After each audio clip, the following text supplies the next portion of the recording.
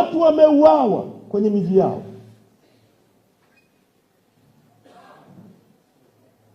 Wamepigwa risasi na watu waliopoka mamlaka ya nchi kwa njia ya udhalimu. Hakuna aliyemchagua Samia, nasema uongo.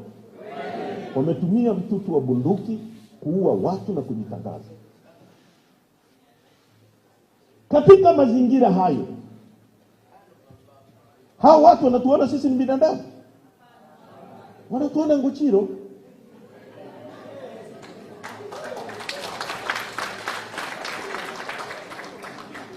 Wanapotuua hawaoni binadamu, hawaoni sanctity ya Mungu kutuumba, wanaona nguchiro, wanaona wanyama. Wanapoumiza watu, wanapokamata watu wanaoweka ndani.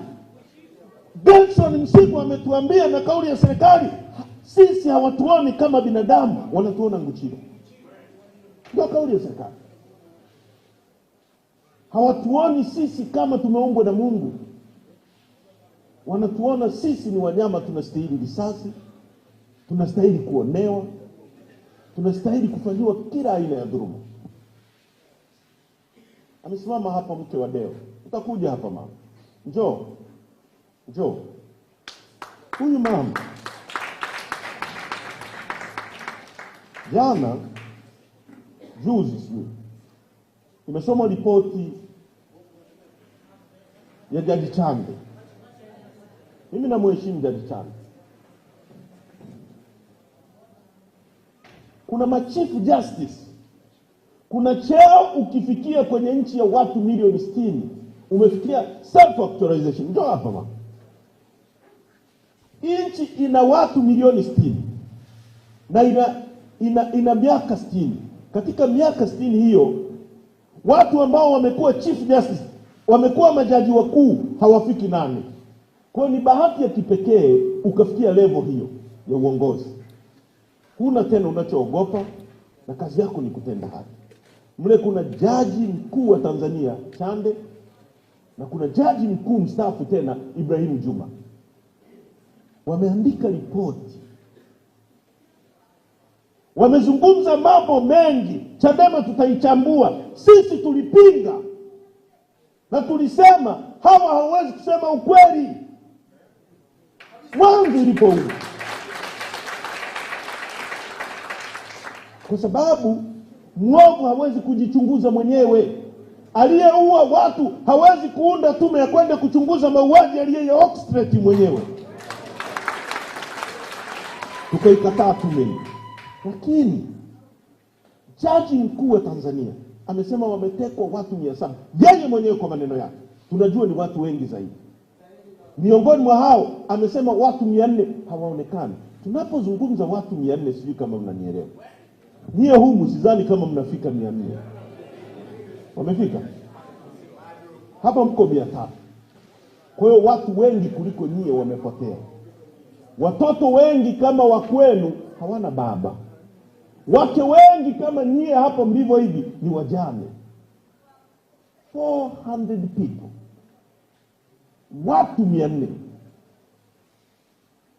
Irani imeanza kupigana na Israel na Marekani kwa upande mmoja tangu tarehe 28 mpaka leo.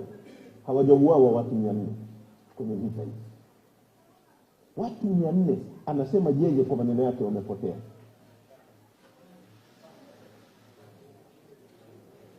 Sizungumzi yale mauaji, nazungumza waliopotea, waliotekwa.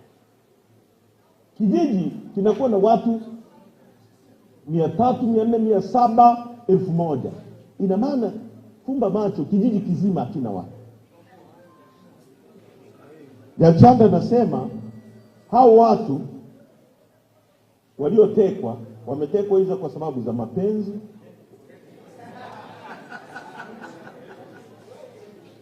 wametekwa kwa sababu za ushirikina, wametekwa kwa sababu za kibiashara. Sasa Jaji Chande, huyu hapa mke wa Deo ana mtoto wake hapa, ametekwa kwa sababu gani? Huyu mama mume wake ametekwa kwa mapenzi gani? Ambaye leo mtoto wake amebaki yatima. Huyu mtoto ana miezi kadhaa. amebaki yatima, hajai kumwona baba yake. Jaji Chande anatuambia huyu ametekwa kwa sababu ya mapenzi. Pole pole Mdude Nyagali, watu wengi kwa mamia wamepotea kwenye nchi. Halafu hao watu wana audacity ya kutuambia sisi wanaweza kututisha eti tukae nao kwa lazima. Tumekataa. Hatukubali. Tuko tayari kusimamia haki hiyo. Twende kaburini na dunia ijue tulisimamia haki hiyo, tukaenda kaburini. Na wao watakufa tu, hawataishi milele. Hatutakubali nchi hii ikageuzwa kuwa sisi wote ni ndondozi, kwamba wao ndio binadamu. Tunaishi kwenye nchi ambayo watu hawajui usalama wao. Huyu mtoto wa huyu Deo, unategemea kikua akaambiwa babake alifanywa hivyo, anaweza kuchukua hatua gani? Dunia imetengeneza ugaidi kwa sababu ya mambo kama haya. Dunia imetengeneza visasi kwa sababu ya mambo kama haya. Ujinga na upumbavu ambao unachochewa na watu wapumbavu wanaojiita viongozi wasiokuwa na busara. Watu wanapata chuki, watoto wao wameuawa hapa bila sababu. Polisi wanawinda watu kwenye nyumba. Mimi nilikuwa gerezani, nimetoka, nimeona hizo picha. Leo wao hawajui waliokwenda kuchunguza. Alafu wanataka kutisha watu na kublackmail. Utamtisha nani? Kwa lipi? Kwa sababu utatuweka ndani. Kwa sababu gani? Wewe ni Mungu. Unatutisha kwa lipi? Fanya unachoweza.